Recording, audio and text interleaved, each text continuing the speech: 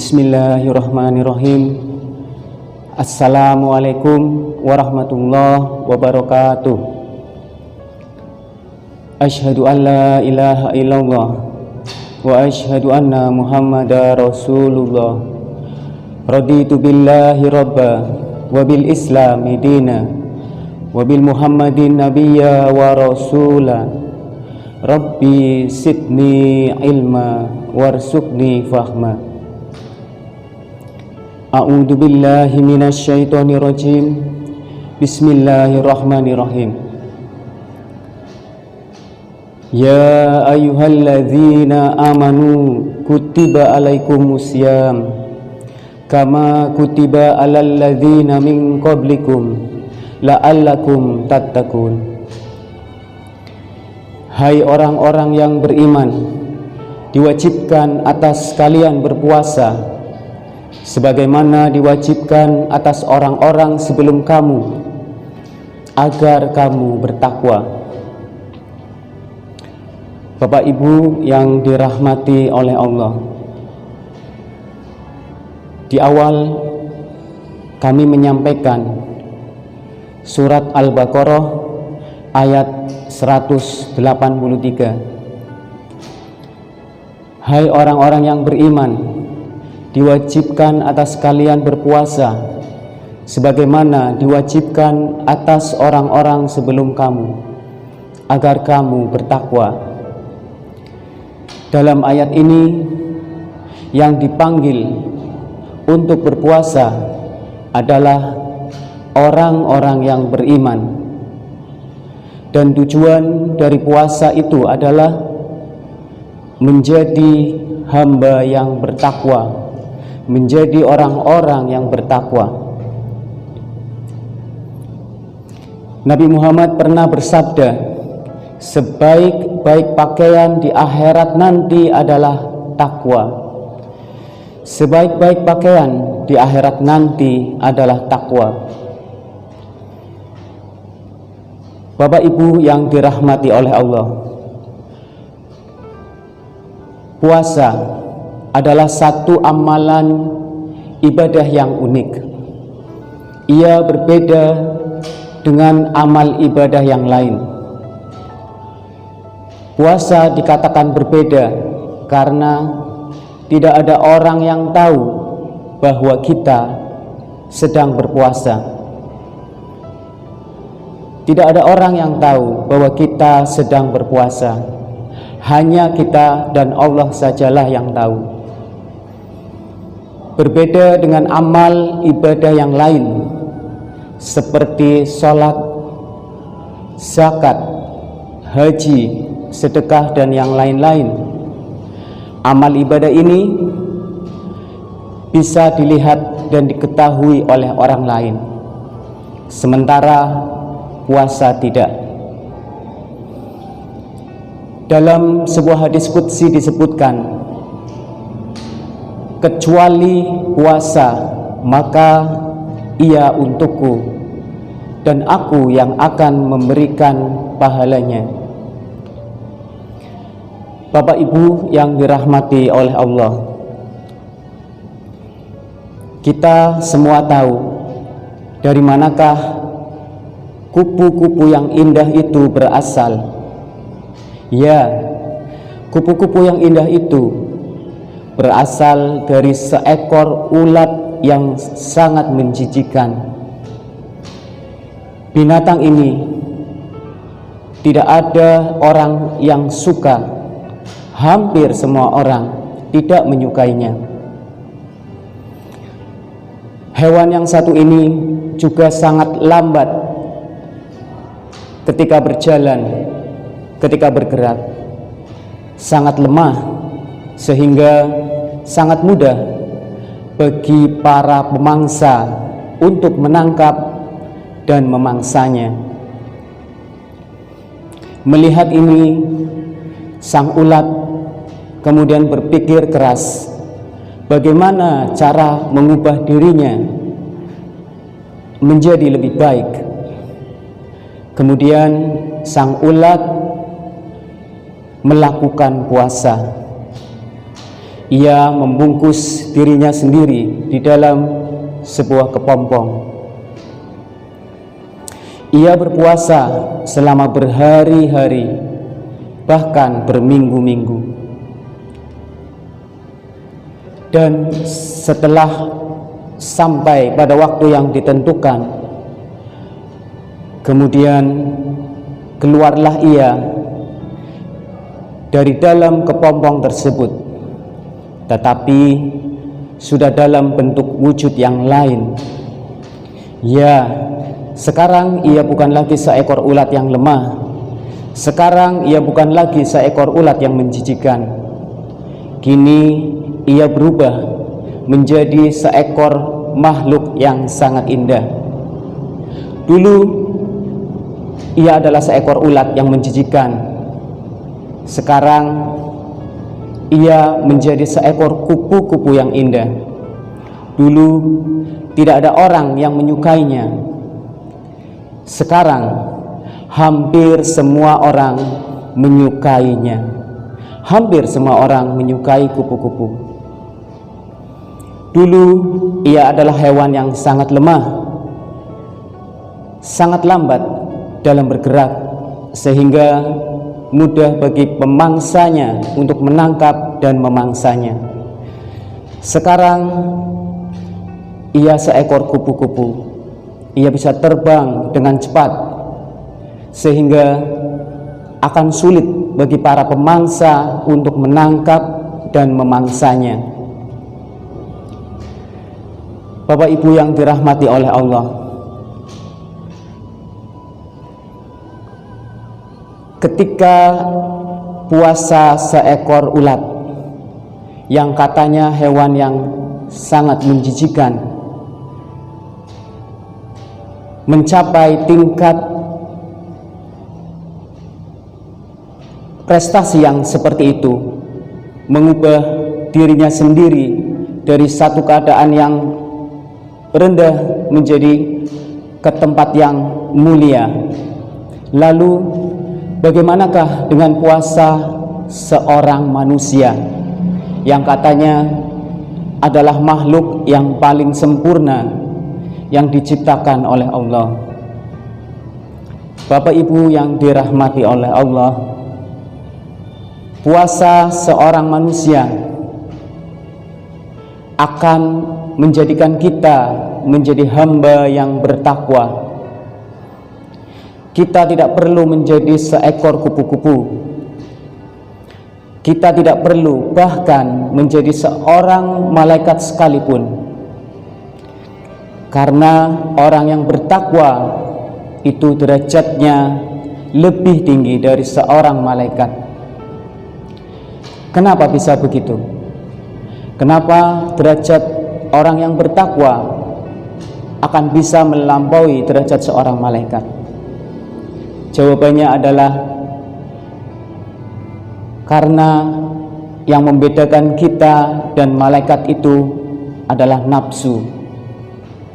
Ya, nafsu inilah yang membawa manusia ke tempat yang bisa melampaui derajat seorang malaikat. Seorang malaikat tidak mempunyai nafsu, otomatis dia akan selalu taat dan patuh kepada perintah Allah. Sementara manusia diberi nafsu oleh Allah. Apabila manusia ini bisa menjaga, mengendalikan nafsunya sendiri, maka ia bisa melampaui derajat seorang malaikat. Dia bisa mengendalikan nafsunya, dia bisa menundukkan hawa nafsunya. Bapak Ibu yang dirahmati oleh Allah, Nabi Muhammad telah memperingatkan kepada orang-orang yang berpuasa. Ada 5 perkara yang akan membatalkan pahala puasa seseorang. Ia tidak akan memperoleh apa-apa kecuali lapar dan haus. 5 perkara yang akan membatalkan pahala puasa itu adalah yang pertama, berbohong atau berkata dusta. Yang kedua, ghibah, membicarakan aib atau kejelekan orang lain. Yang ketiga, bersumpah palsu. Yang keempat, memfitnah atau adu domba. Dan yang terakhir, melihat lawan jenis dengan syahwat. Bapak Ibu yang dirahmati oleh Allah, mudah-mudahan dengan mengetahui kelima perkara yang akan membatalkan pahala puasa kita sedini mungkin bisa memperhatikan, bisa berhati-hati agar tidak melakukan perbuatan-perbuatan yang nantinya akan merusak pahala puasa kita. Bapak Ibu yang dirahmati oleh Allah, satu perkara yang membatalkan pahala puasa kita adalah ghibah. Ghibah membicarakan aib atau kejelekan orang lain. Ghibah ini biasanya diambil oleh kaum perempuan.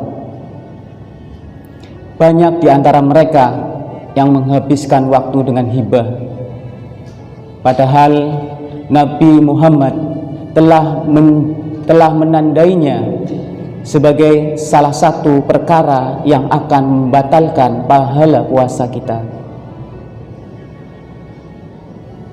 Bapak Ibu yang dirahmati oleh Allah, Allah menjanjikan surga kepada orang-orang yang berpuasa. Surga yang penuh kenikmatan itu akan diberikan kepada orang-orang yang berpuasa. Surga mempunyai pintu-pintu, dan salah satu pintunya adalah Ar-Rayyan. Ar-Rayyan adalah satu pintu di surga nanti yang diperuntukkan bagi orang-orang yang berpuasa. Ar-Rayyan merindukan orang-orang yang berpuasa. Semoga kita semua menjadi termasuk orang-orang yang dirindukan oleh Ar-Rayyan. Bapak Ibu yang dirahmati oleh Allah, dalam menjalani hidup di dunia ini, kita sudah diperingatkan oleh Allah, diperingatkan oleh Rasulullah agar berhati-hati dalam menjalani hidup di dunia. Nabi Muhammad sudah memperingatkan, ada dua jalan yang Allah berikan kepada kita manusia. Semuanya diserahkan kepada kita, jalan yang mana yang akan kita pilih. Apakah jalan kebaikan, apakah jalan yang buruk? Ketika kita berjalan di jalan yang baik, maka kita akan sampai ke tempat tujuannya. Dan ketika kita berjalan di jalan yang buruk, maka kita pun akan sampai ke tempat tujuannya.